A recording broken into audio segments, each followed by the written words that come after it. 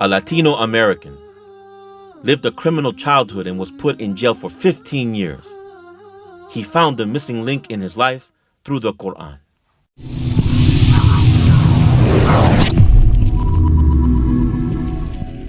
أن تخرج من ضيق الظلماء إلى النور، أن تولد ثانية والماضي مغفور، لحظة أن تشعر بالله في قلبك يقذف بهدى، هذا ما لا يدركه وصف وشعور. يا الله إني ناديتك وسعيت، إني استهديتك فهديت، بالقرآن أنرت طريقي.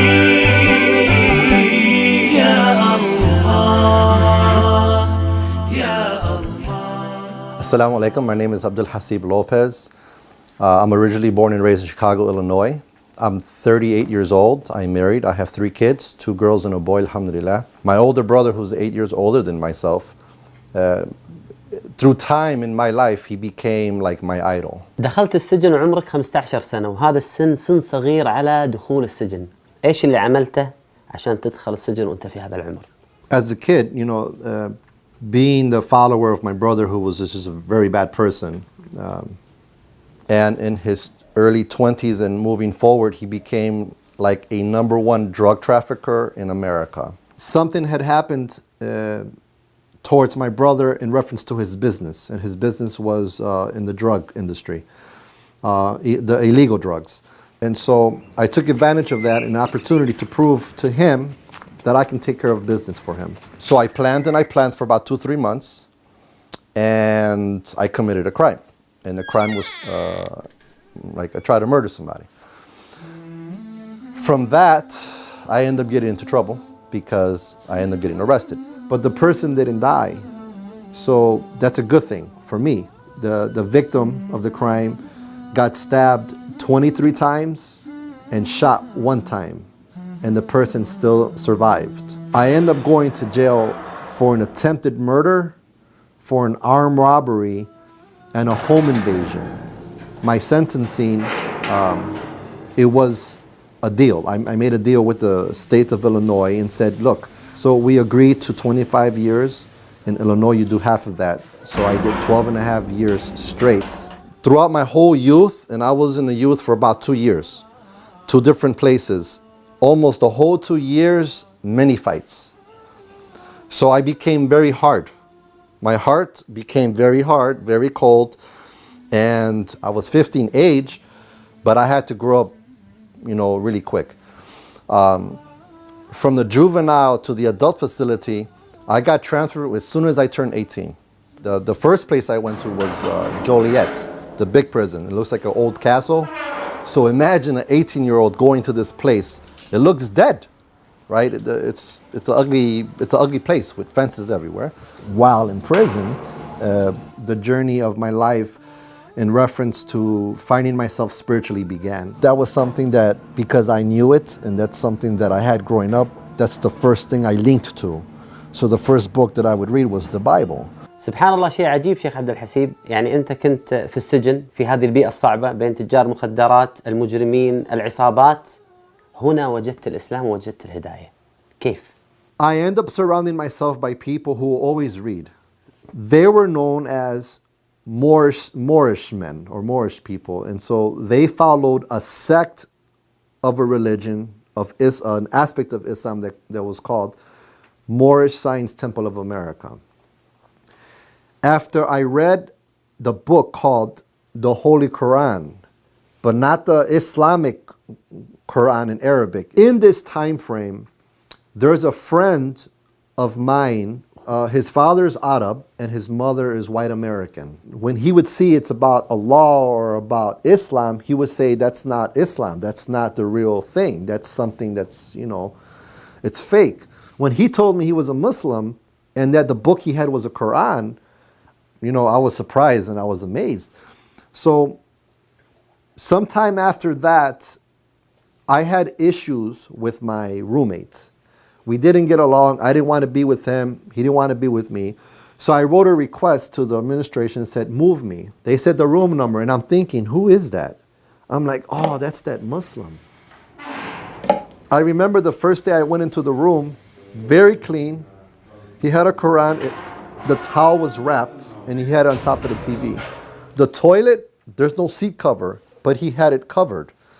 The night we became roommates, he starts to tell me, so I'm a Muslim, I pray 5 times a day, I do ablution, wudu, and sometimes I get water everywhere, but I clean up and stuff, and so in the mornings I pray, and so if you're sleeping, I'm letting you know now, right?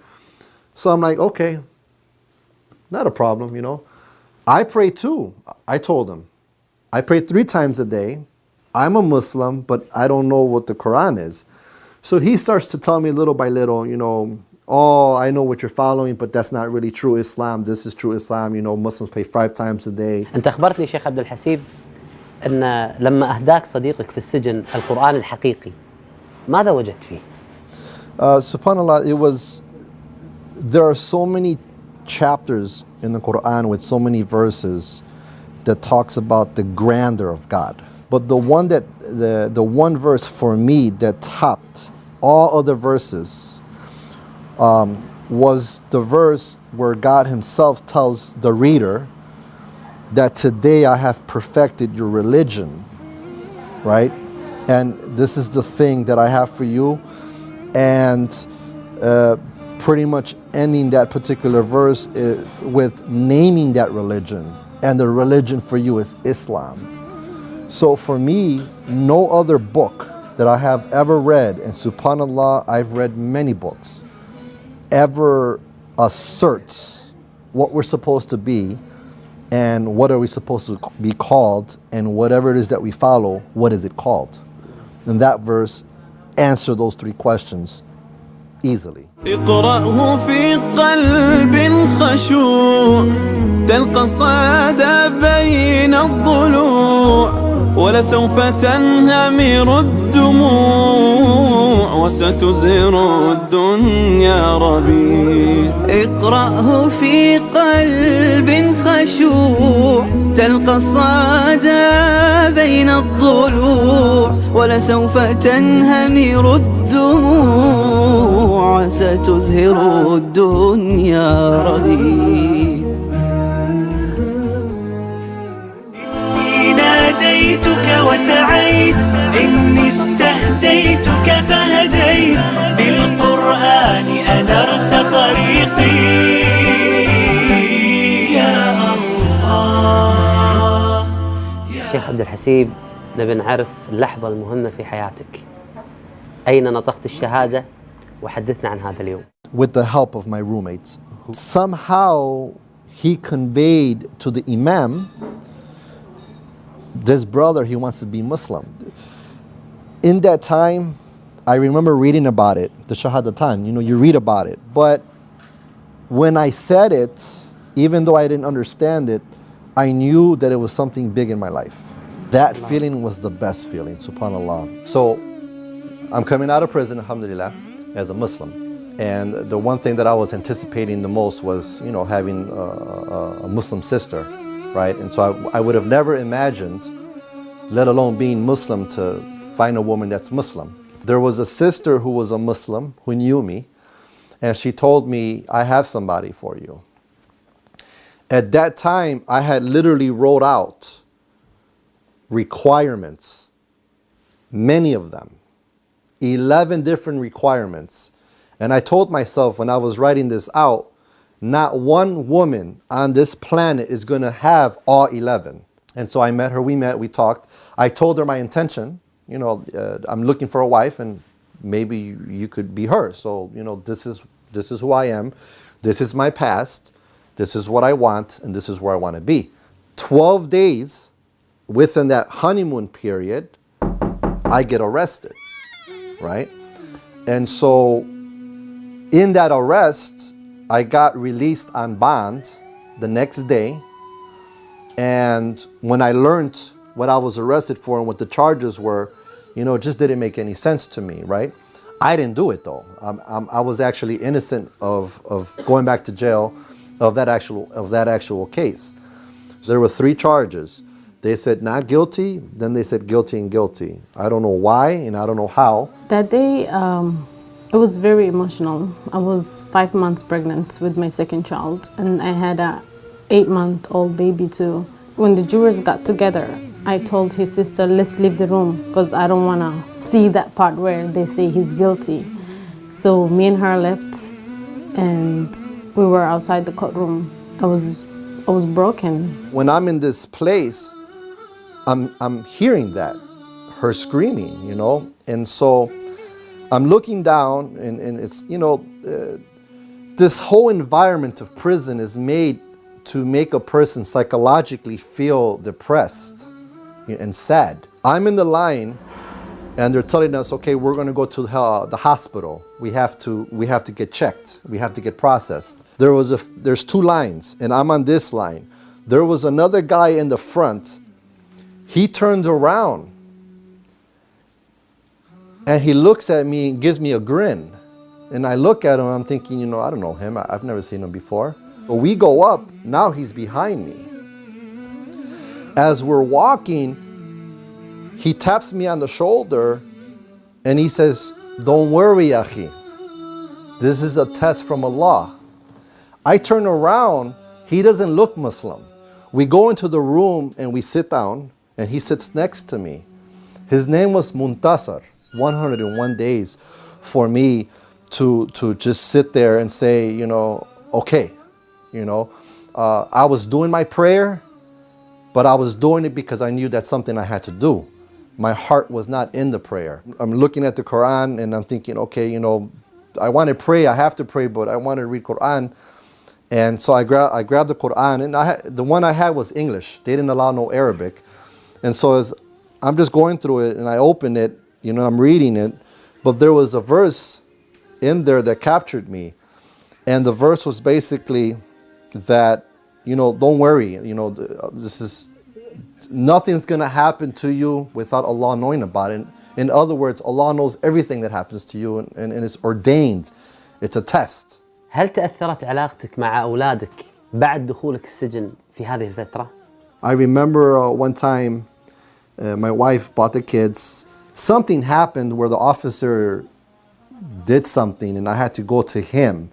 So as I'm standing like this with him, my older daughter, she's running around, and I'm talking to this officer, and he's being rude, and he's telling me, you can't do this, you can't do that, you're supposed to do this. And I'm like, you know, what do you expect? You know, what if you were in my shoes and this is your daughter, you know? He didn't even have time to sit with us. He went there, he was telling them, you know, at least it's only 4 hours, let me get to hold my baby, you know, be like a normal dad. But they said no. So he sent us back. He said, just don't worry about coming here if this is how they are gonna be. And, you know, we left. My wife was the backbone. My wife was very strong.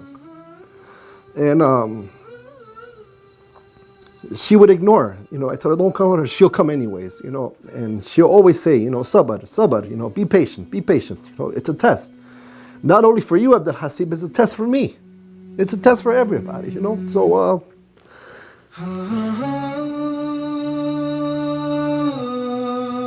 Allah knows best that He gave me the perfect wife to have the experience to have to go back.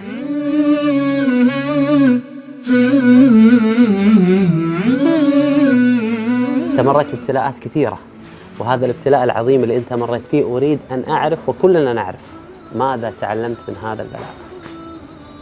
SubhanAllah, you know, the reality that without Allah, we're nothing. At the end of the day, we're nothing. Okay? So Allah gives us responsibilities. He gives us our name. He gives us our career of what we're supposed to be in our life. I didn't have that in the beginning. And I think coming out after everything, I at least have that. As I said before, the one statement that I actually realized, and I'll never forget it, and I remind myself every day when I wake up, right before Salatul Fajr, you'll never know Allah is all you need until you realize Allah is all you have. Take everything away from you and be naked and you still have Allah. And so I come out not just a better Muslim, but I understand my role in this dunya. كل إنسان فينا ممكن يمر ببلاء، يمر باختبار، مثل أخونا عبدالحسيب الله سبحانه وتعالى ابتلاه بالسجن بوقت صعب. ممكن واحد فينا يبتلى بخسارة ابن، بفقد ابن، بخسارة مال، أيا كان هذا البلاء، ولكن الناجح الذكي اللي يصبر عند البلاء ويستفيد منه. الله سبحانه وتعالى يقول: ولنبلونكم بشيء من الخوف والجوع ونقص من الأموال والأنفس والثمرات وبشر الصابرين الذين إذا أصابتهم مصيبة قالوا إنا لله وإنا إليه راجعون أولئك عليهم صلوات من ربهم ورحمة وأولئك هم المهتدون. الله يجعلنا وإياكم من الصابرين. في كتاب الله قلبي صار حي، وبحياتي صار لي ظل وفاي، ويوم عادت نفسي وروحي إليه عادت أيامي وأحلامي إلهي. كل ما أتلوه أو جيت أسمعه أنسى آلامي وأحزاني معاه، من عرفته صارت أيامي هنا، نور في الظلمة في الضيقة ساعة. كل ما أتلوه أو جيت أسمعه أنسى آلامي وأحزاني معاه، من عرفته صارت أيامي هنا، نور في الظلمة